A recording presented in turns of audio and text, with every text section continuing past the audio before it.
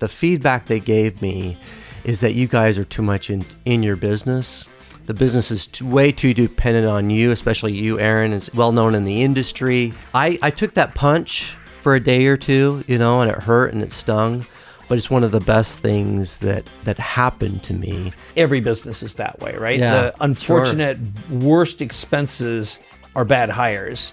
Yeah. And when we spoke with Todd and Eric, they were really talking about how effective you were and the team became at hiring based upon character and values. As you're growing, you have to constantly be thinking about that. That's, again, scaling your business by hiring smarter people than yourself, turning data into actionable strategies, getting good at reading the data, understanding what should be tracked and what shouldn't, tracking that on a weekly basis, understanding what it's telling you and what actions you need to take from it, having the right blueprint for growth.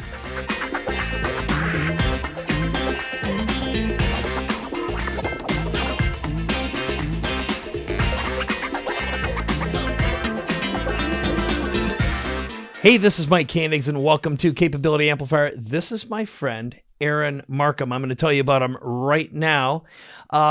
He is a member of Strategic Coach. He's a fellow Free Zone member, and he really is a genius and a visionary. He's a true transformer in the home care industry. He's had a significant exit. Now, he's built several businesses, and he's been on the battlefield. And he knows how to crack the code on attracting, finding, hiring, retaining teams. That's really one of his biggest areas of genius, creating value, and also creating an exit for himself and others. And in fact, yesterday I had the good opportunity to chat with two of his previous business partners who hold him in amazingly high regard. You'll know why in a couple moments. So what he's going to share today are some unique strategies for growing and scaling a business, but more importantly, how to package and position for exit and how to do it in a way that's family and lifestyle compatible. Now, you're also going to learn about his new book, Entre, The Entrepreneur's 8 Laws to Reconnect with Your Calling and Create the Good Life, and his new business strategy, the Breakaway Accelerator, that happens in just 3 days. So first of all, welcome, Aaron. Great to have you here. Great to be here. And have fun. Thank you. I've been looking forward to this. We've been having a bunch of fun. First of all, working together the past 3 days in beautiful San Diego, California. It's great to have you. It's been amazing. Yeah, it really has. And one of the things that I learned about yesterday, I actually didn't really understand breakaways, but we also talked about drafting. And I want you to start by sharing your 200-mile bike race journey. Yes, so Lodaja is what it's called. It's Logan to Jackson, so Logan, Utah. Jackson I didn't know that. Okay, now I get it. All right. Lodaja, so it's a 200-mile bike race, been around for 30-plus years. My first year was 2016, and we'll talk about that later. That was my big year in investing a lot more in myself. But, fast forward, I guess the best way to explain drafting and breakaway was in the year 2020. This was my third year of doing the race. And it's over 4 mountain ranges. It's intense. It's all in one day. It's the longest bike race in the country that's sanctioned as far as a one-day bike race. And I was in the last leg. There's 5 legs. They're all about, 50 or so miles, 30 to 50 miles each. And I was done. I was like, I had no energy left. I had what they call in the biking world bonked. Oh, yeah. I hadn't fuel, I had miscalculated my fuel a little bit, and I needed help. So, fortunately, my wife had gotten into biking in the year before, and she's an animal. She's really good at it. And she was on the relay team, so they also do relay. So I was doing the full race by myself, and she was on this 5-woman relay, and she had finished. And so she jumped in front of me. And the term drafting, very popular biking term, that if you get behind someone's tire or wheel, and inches from it, you can save just from one person in front of you, sometimes up to a third of your energy. Yeah. And that's exactly what Heather did for me. Is she jumped in front of me, and for that leg really helped me save that energy. And not only did I finish, I wouldn't have finished without that, but not only did I finish, I had finished in a better time than the previous 2 times that I have done the race. Mm-hmm. And so that caused, in drafting, we also, drafting is a great way to do what we call breakaways. And the Tour de France is very popular, where you break away from the pack, but the best breakaways are with other people. Mm-hmm. And that's where you leave the pack behind. It's kind of you distance yourself so you can either get the yellow jersey in the Tour de France. In Lodija, it's finishing the race or getting to the next leg so you can get to the resting station, the feeding station. And so these breakaways are really important in any race, and they're best done with other people. Mm-hmm. And that's where drafting comes into play as well. So I love the term breakaway. It's really distancing yourself from who you are today, maybe, and applying this into the real world as an entrepreneur, mm-hmm. and then separating, from where you were and where you want to go. Right. So, and ultimately, I think in the conversation we had yesterday, it was with your past business partner, Eric. He was talking about this, and we realized, while it's a fantastic metaphor from a business perspective. So why don't you just talk a little bit about how you think about drafting and breakaways from a team perspective, because it really was the conversations we had, both with Todd and Eric, about their experience with you as a business leader and why these were such important metaphors. So dive into that a little. Yeah, and I appreciated that. I mean, I have been a mentor to them, and they've been a mentor to me. I mean, the best breakaways is when you're sharing that drafting. Like in the example with my wife, she really led for quite a while, right? I was toast. And sometimes that happens as an entrepreneur, as a business leader, as you need that. But often the best ones are when you're sharing that and you're kind of, one's leading for a while, and then sometimes that leader needs some help, and so they let someone else get in front. Yep. And it's this team effort. And with both Eric and Todd, that's how we work together. It wasn't always me leading, but I always knew that, okay, I needed them to jump in front sometimes. And that's the team. That's the best breakaways. The ones that, like, if we try to do that ourselves, we often fall back in the pack. In fact, if we use that much energy to break away and we're not getting that help with that drafting, just think about in business, often we can fall behind the competition. Often we can fall behind others, and we lose energy in the long run. And so doing it as a team effort with the right people are the best breakaways in business. Yeah. And I know, the experienced business owners will be like, okay, I get it.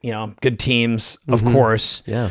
But when we were chatting with your team yesterday, I had a couple big distinctions. In fact, last night I was talking to Vivian, my wife, and I was talking about the philosophies that they shared with us when they talked really about what their experience with you was. And I really want to get into some of those nitty-gritty distinctions, because I think the psychology of this, and it all came down to, finding and retaining high-quality talent, getting customers to pay you more, increase your revenue, scaling without losing your people or your cash or breaking your people and your cash, and then building systems.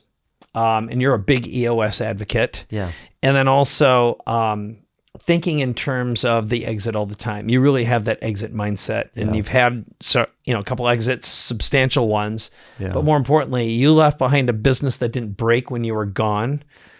These guys are still there. You still have, some ownership, but they've had, in some ways, you had mentioned a couple of people you've been with have actually exceeded what you took away. And to have the courage to leave something at the right time to take care of you, first of all, it takes a lot of courage. And for them to like you still, because getting bought is hard, and very rarely does it work out for the buyer or the people who are left behind. And very often, if you don't get all your money up front as an owner, it's, you get one check and that's it. Yeah, yeah. So through my lens, you've won on a whole bunch of levels, which to me is rare, because I talk to a lot of founders who've had exits. And so I think there's some real gold inside this conversation. So with that, why don't you talk a little bit about the two conversations we had? Because I think that's where some of the real juice and the meat of this is. Yeah. And how they, the foundation really, I mean, we had to go into it in 2015, obviously, at that point we didn't have it figured out. Like we didn't understand how to scale and how to grow this business. And so we learned early on in 2016 that we had to build a business, whether we wanted to exit it or not. We wanted to build a business that we could exit, or that was had the right framework and everything else, that we could make that choice when that time came. And every buyer wants a company where the founder isn't in the business. Like that's a huge benefit. Yep. And so my mindset had to change. And that's one of the big things that I've really gotten into in the last few years through positive psychology, is that it really does start with your mindset. It really does start with getting, we talk about the thinking part of our Accelerator program that we're building out. It starts there, as we've got to help people, or we're going to try to help home care providers specifically in thinking bigger, thinking about their mindset, thinking about what their business needs to look like, regardless of whether they're going to exit or not. Right. So that they can live the freedoms that they've always wanted to live. Get back to that original dream, or that original calling that they had, hence the subtitle of the book. I think, when you, I didn't realize it was Aristotle who said the good life. I've heard that forever. It's a old copywriting gem. But there was also, when we were talking to Eric, he said that he remembers the moment when you walked in looking like you had just gotten punched to the stomach because you had just taken a little bit of humble pie from a potential buyer. What was it that they said to you that really, made you realize that you had some learning to do? Yeah, this was a valuation firm, actually, that we had gone and we were really curious, what is the business worth? And I think like many entrepreneurs, much bigger pie than I had originally. No, we're all filled with hubris when we're in our 20s and 30s, and before the big kick. Yeah. And so they came back and they told us anywhere between $800,000 and $1 million. And they said the reason why, and they could tell I was completely shocked. This is before I even brought Eric in on the conversation. I had this conversation with the valuation firm. And he came in and thought I got punched in the gut. He could tell it was not good news. And so, because I fell well into the millions, like I had expected a totally different answer. But the feedback they gave me is that you guys are too much in your business. The business is way too dependent on you, especially you, Aaron, as well known in the industry. And it was just too much dependent on me. And I took that punch for a day or two, and it hurt and it stung, but it's one of the best things that happened to me. Eric mentioned yesterday, I completely changed. I did kind of a 180 in the way I looked at things in my business. I started actually listening to my coach, Dan Sullivan, and what he had been teaching, because I was still a part of Strategic Coach early on, but maybe a couple years before that, but I was finally getting it. Like I was understanding what he was trying to say is the who, not how concept. And so I started leaning into all of that. And that was in my mindset and how I looked at my business and said, I have got to build a business that's no longer about me and my ego. I had to build it so it was scalable. So how about, before we go into some of the how-tos, you had your previous exit with Arbor Senior Care, and I'm curious, that was to a publicly traded company. Yeah. So here you had an exit. That was a 7-year company. That's interesting. That's kind of like the magic number. It's usually 7 to 10 years until you learn more, and then maybe it shortens. But because I had the same thing. My first was about 7, closer. And the next one was closer to 10, but. What changed between those two, and what do you think you either got lucky at, or you learned, or you didn't learn the next time around? Like, what was the psychology there? Unfortunately, in the second go around, I had so halfway through that journey with Arbor Senior Care, I had the idea for my next business. But I grew that successfully. I exited that in 2009, but I had started that other business about a year before. There's about a year so overlap. a little bit of crossover. A little Okay, crossover. Yeah. Huh. And the idea was a company who measured data satisfaction for the home care space. Burning in my brain. No one was doing it. And so I put everything, I call it obsessive passion. It's a psychology term, where I became so obsessive with the success of this new business over the next few years that I sacrificed my own well-being. I sacrificed my health. We have this picture that you saw of me in 2015. You mean man with hips? Yeah, the man with hips. Yeah. And I just wasn't taking care of myself. I wasn't delegating. I had control issues. Yeah. I had to make, like, Eric had been working with me since 2012, and I was not leveraging his skill set. Like, amazingly talented individual. You saw yesterday. Yeah, yeah. And he was not being maximized. I was not letting go of the things I needed to let go of. And so I did not learn what I should have learned, because when I exited Arbor Senior Care, I had a right-hand person who had taken over the business. I had moved 3 hours away from my business for 2 years before I sold that business. Wow. And was not really in the day-to-day there. And then I put myself back in the day-to-day for several years because I had this obsession, obsessively passionate about this, not harmoniously passionate about it. Like, I did not have that kind of yin and yang attitude that I needed the right people. And then I started listening to smarter people, mentors, EOS. 2016, we implemented EOS. And I started investing a lot more into my own passions, like cycling. I got it. April 2016, ordered my bike. Same day I signed up for that 200-mile bike race 5 months later. People thought I was crazy. And we talk about acceleration and changing myself so quickly, but I did. And it's incredible.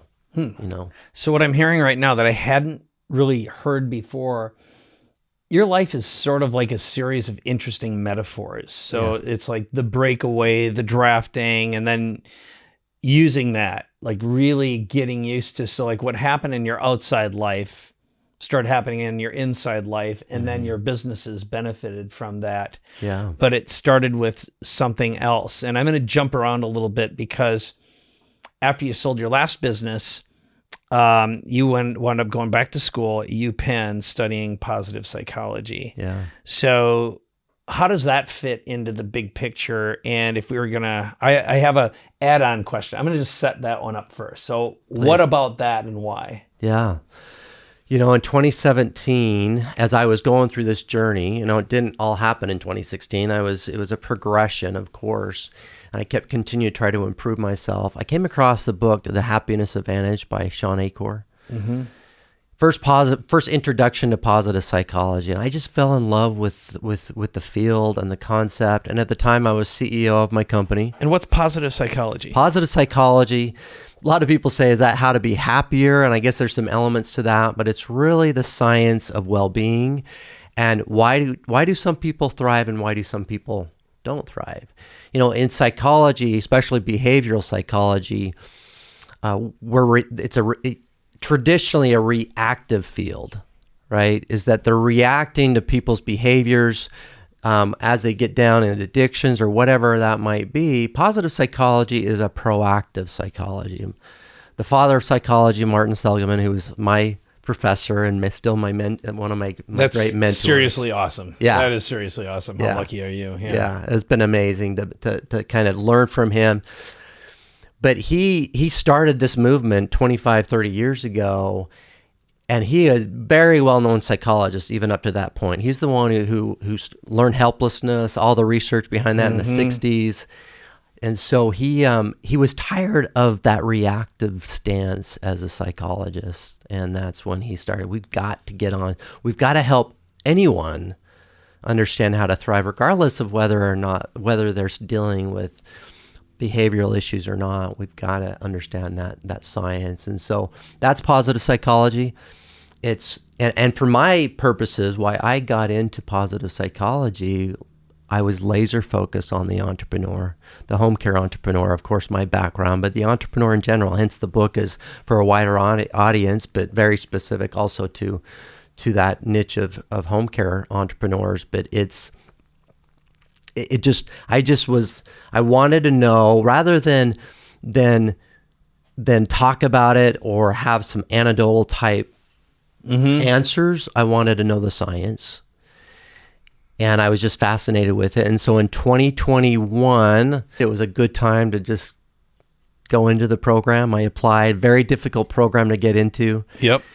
And I didn't expect, I guess, that I would, but I did. And it's 38 of us in the program, and it was amazing journey, transformational for me. Another, because it was on my journey of change and improving myself. This was just an added layer. And now I felt like I can really go out and help and guide others.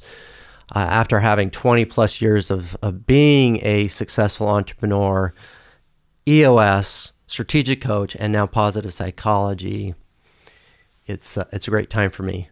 Yeah, I like that. Now, that brings us to the book, Entre Thrive. The subtitle's The Entrepreneur's 8 Laws to Reconnect with Your Calling and Create the Good Life.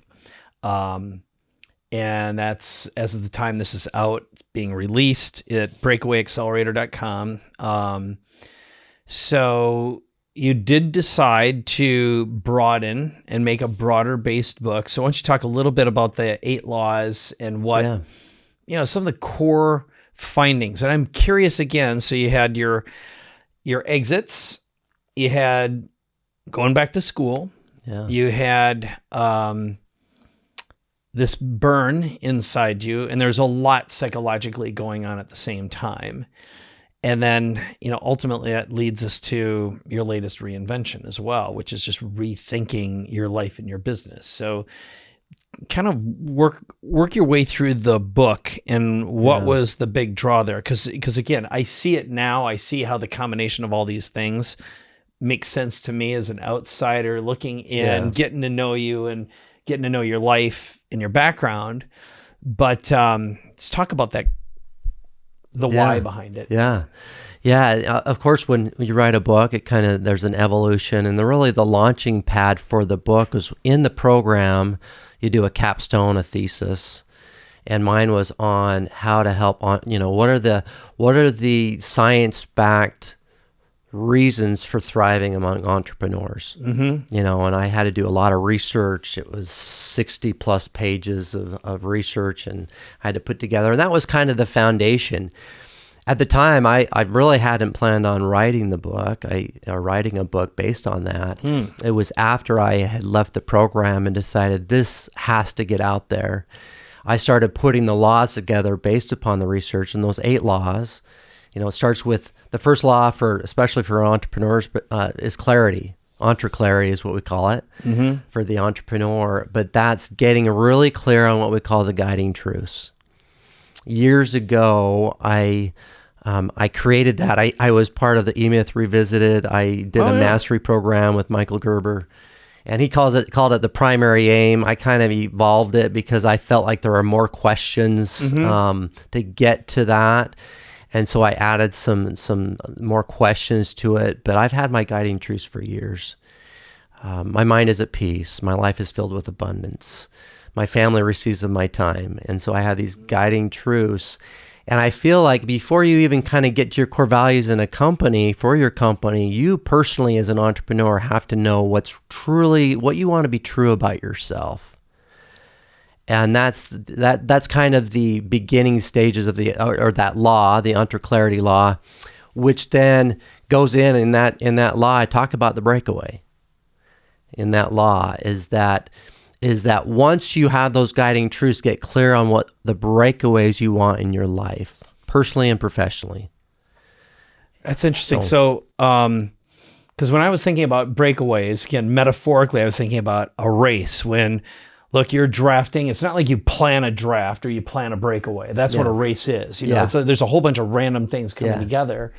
And this is the first time I've heard you talk about a breakaway being a planned thing. Yeah. So like, what were your breakaway planned moments versus the ones that you had no clue? Because, and again, looking at, getting to talk to your partners and listening to you, getting to know you, exits, you can kind of plan them, but you've got to depend on a lot of relationships, a lot of connections, lucky circumstances that you influence but don't control. Yeah. So talk about the random versus the not random breakaways. So breakaways, they're not even they're like mini goals almost to a bigger goal that you might plan. For example, the big goal would be the exit. The breakaway would be, getting systems in place, for your business, getting your proven process in place, EOS term, getting those things aligned so that you can eventually reach that. And some of those, taking the cycling analogy, if I'm in the Tour de France, almost every breakaway they do is planned. They've got to know at what corner is the best corner. They even look at the headwinds. They do make some plans. But some of my best breakaways have not been planned either. But I was ready for them. And that's, I think, the key is that when I exited my second company, my first company, I prepared for that.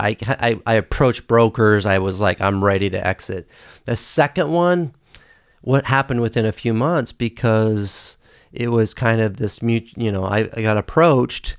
And my business was at a point where I had already stepped down as CEO. I had prepared everybody. I had done my 7-week sabbatical, which I know we're going to talk about here. And I had proved the concept and that I could be away from my business, and it would, not only would it survive, it would thrive.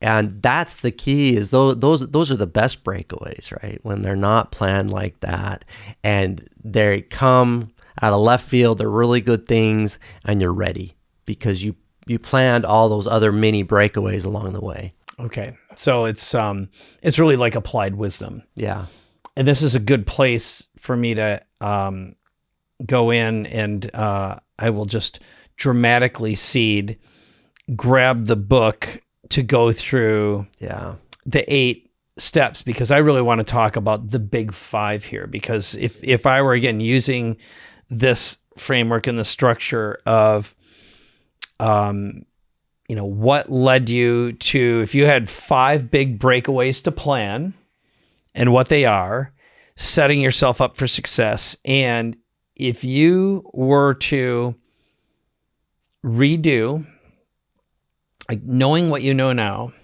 going back to the punch in the gut moment, and thinking about how could you have reached your exit, or if you're going to reach your next exit, a lot faster, a lot more effectively.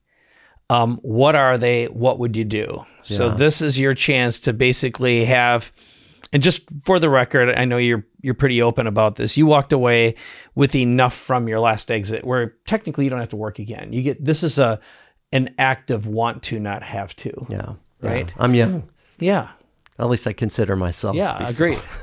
Well, I'm older than you, and I consider myself reasonably young. So it depends. Some of the time I wake up, I'm like, man, I'm feeling it. But let's plan your next exit, and let's just pretend that Breakaway Accelerator is your next big exit. And today, we're going to plan your breakaways and what you're going to do. And this is what you're teaching in the system, but it's also what you're going to do for you, because you're creating an exitable company, but it's exitable on multiple levels. That's what's exciting about it. Yeah. So, let's go down that path. Hey, Action Taker. Mike Koenigs here, and I just wanted to interrupt for a second and let you know that if you're ready to reinvent yourself and your business, go to connect2mike.com to learn more and book a conversation with me right now. All right, back to the episode. All right, yeah. So the Breakaway Accelerator, and what I'm building out, and if I were to do this all again, and what I want to help others do better in their own exits and creating the freedoms that they want, is really first and foremost to get on their thinking, right? And to change their mindsets. In the in-home care space, many are in their business day in, day out, evenings, weekends, even when they're not working, they're thinking about it. I certainly relate with that. That was me in 2015, is that I could not even be home when I was home, right? I wasn't present. And so helping these entrepreneurs, these in-home care entrepreneurs especially, to get to understand the right mindsets, how to change the way they frame their past so they can create a better and brighter future, and using, of course, the science of positive psychology to do so. And all the research I've done a lot of the work for these entrepreneurs so that they can learn from that and help hopefully be their guide through that and help them get the right mindset. So that's the first step, the first kind of rung to that. Once we can get around that, we really have to look at the talent. We have to look at, we call it keep. How do you keep the best people and retain them and create those positive culture? We call it the culture of retention.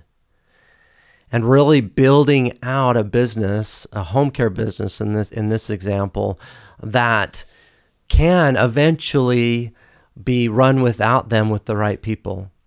And so again, going back, that's like kind of a positive psychology approach to keeping their people and making sure that they're creating this culture of retention. Okay. And one thing that we did a little research in the home care business, the average turnover rate is 65%, 37% leave within 90 days. Turnover cost is $2,600 per home care worker.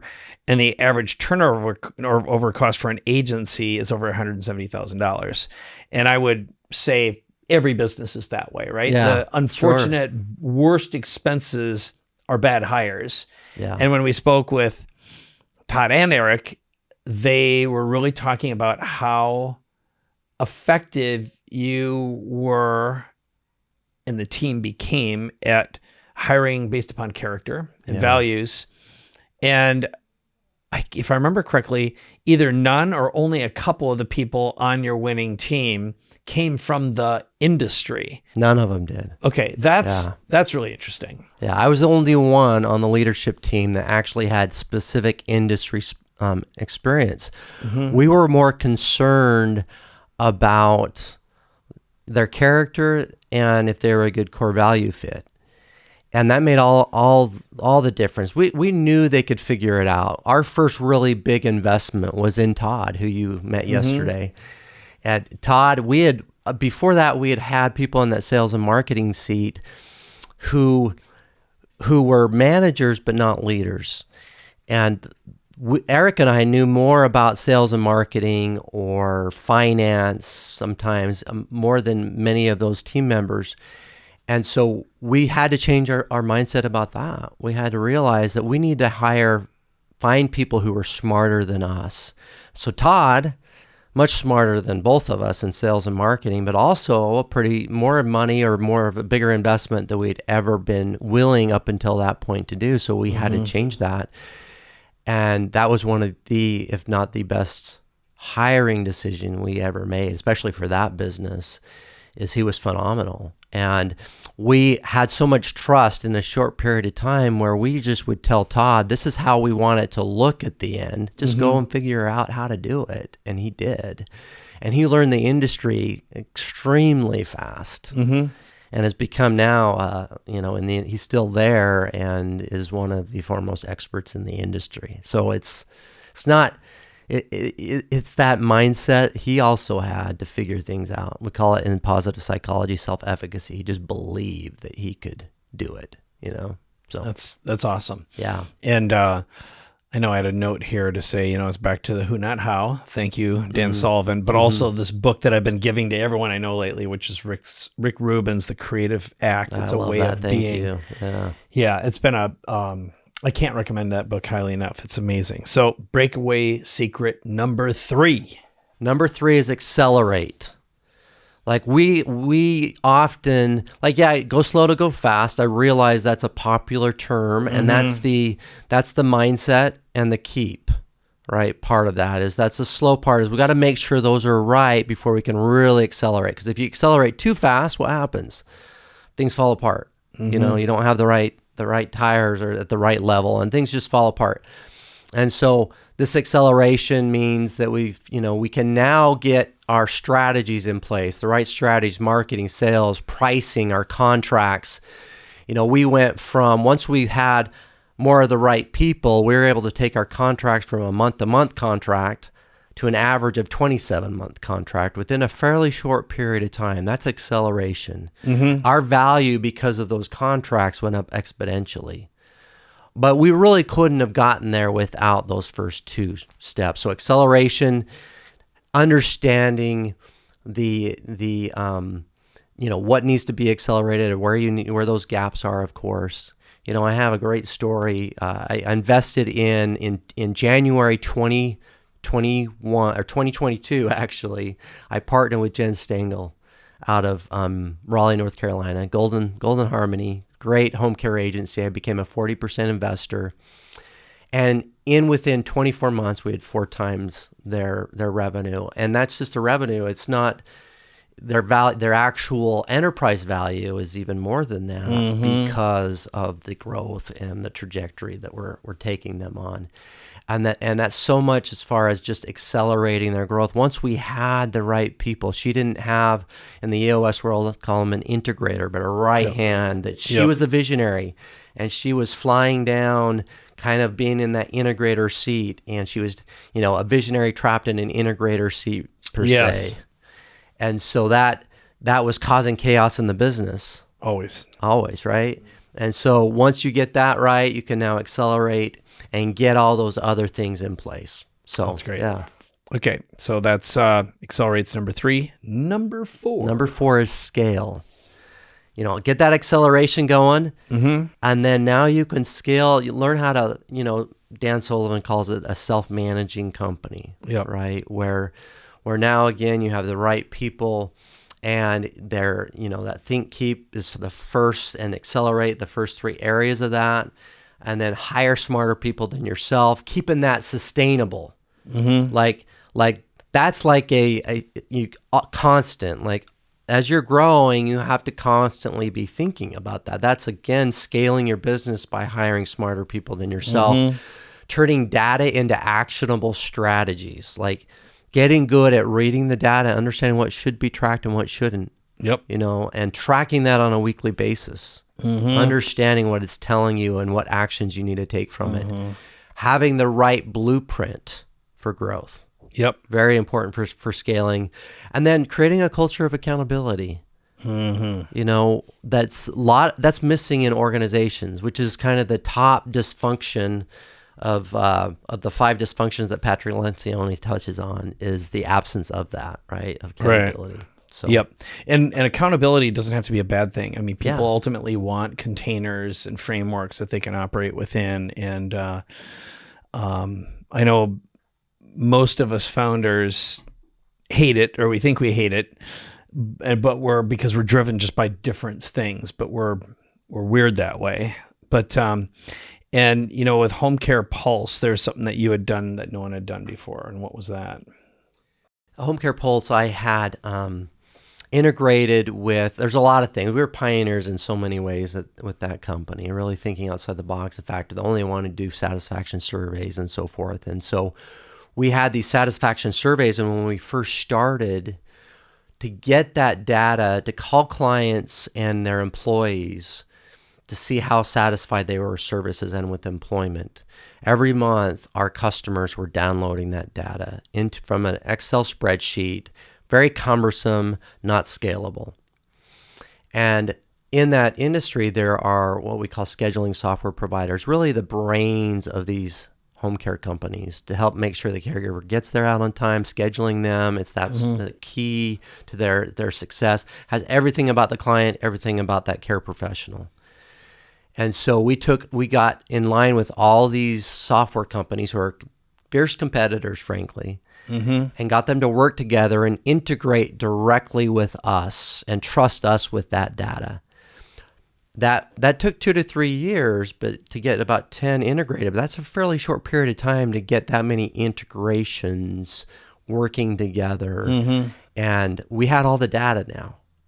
It was the first, no one had ever done that in the industry. And it really set us apart. And obviously our customers loved us because they no longer had to do that. And we had better data and it was scalable. Now we could grow exponentially. We also had great relationships with these software providers for additional, we had the same target market. Yeah. So. Oh, that's great. Yeah. That's great. And ultimately that just led to, again, going back to what,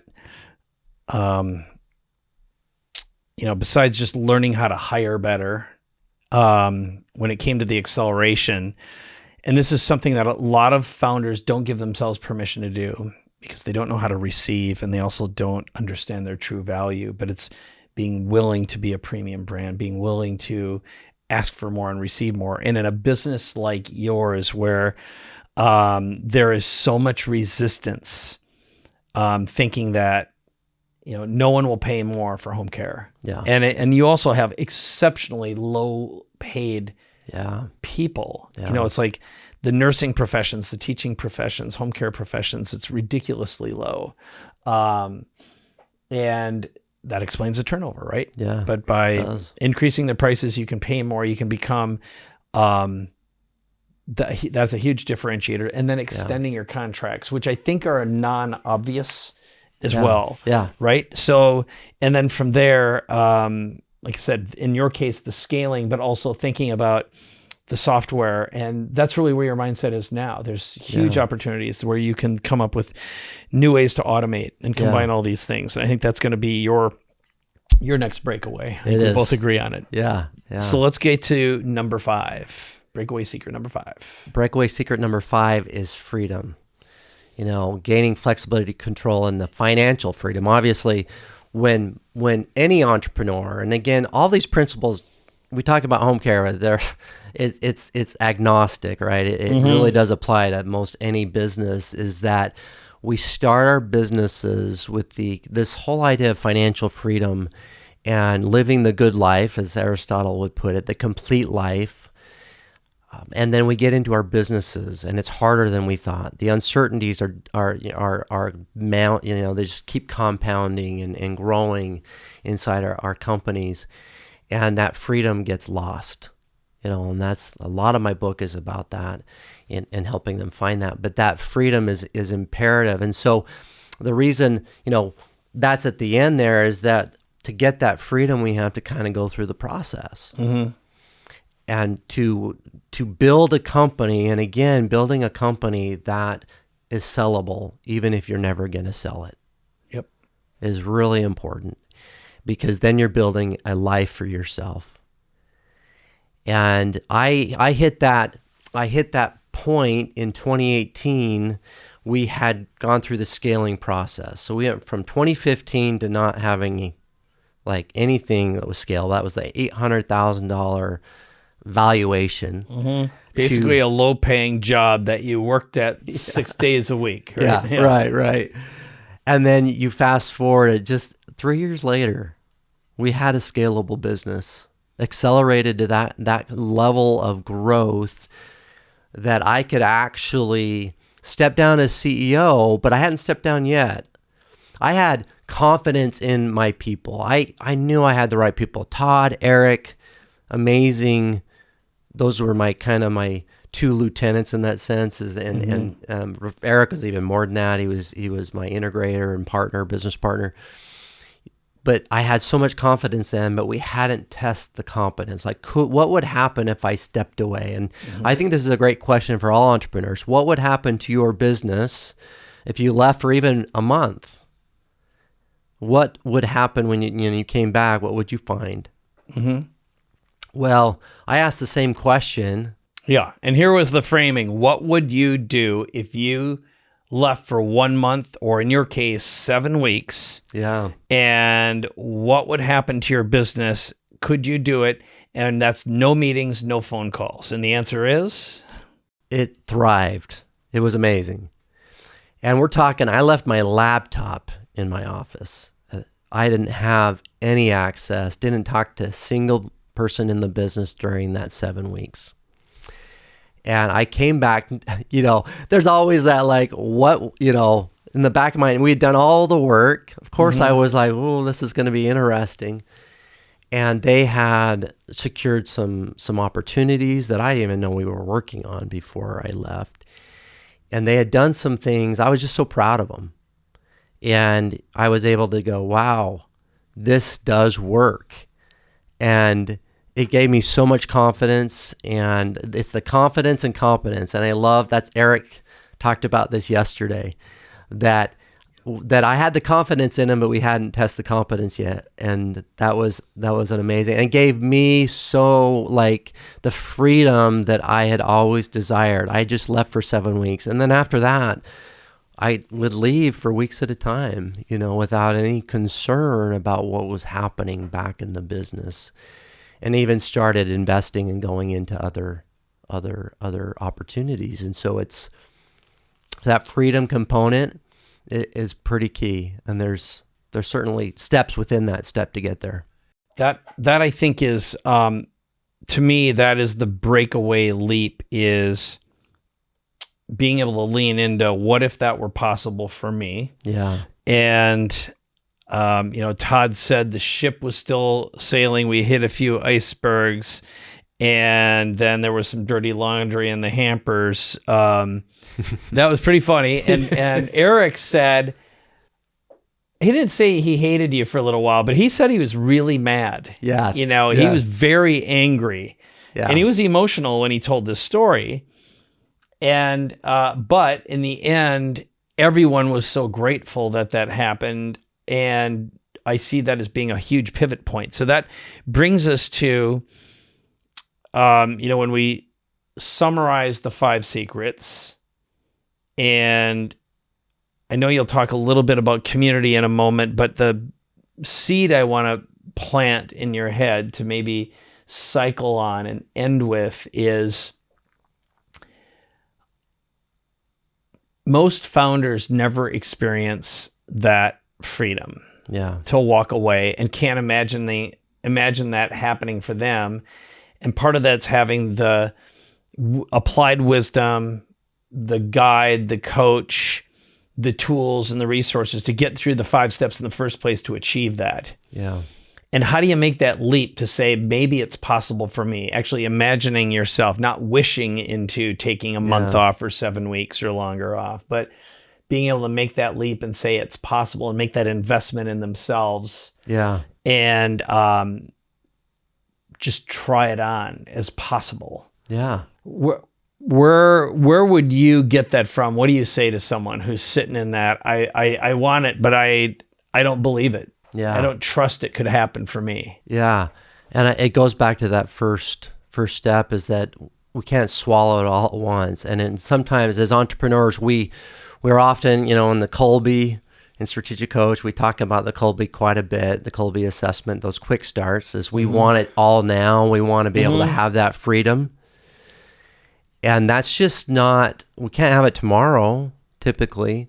And so we have to believe that it's possible. And that, again, goes back to working on reframing how you look at even your past, where you're at today, and where you really want to be. And then, there is you can do those planned breakaways. And again, the mini breakaways are those breakaways that you do plan so you can have the bigger breakaway later on, right? And so starting off again in those steps, getting your mindset right first and believing that you deserve this. Dan Sullivan talks about being okay and not apologizing for wanting what you want.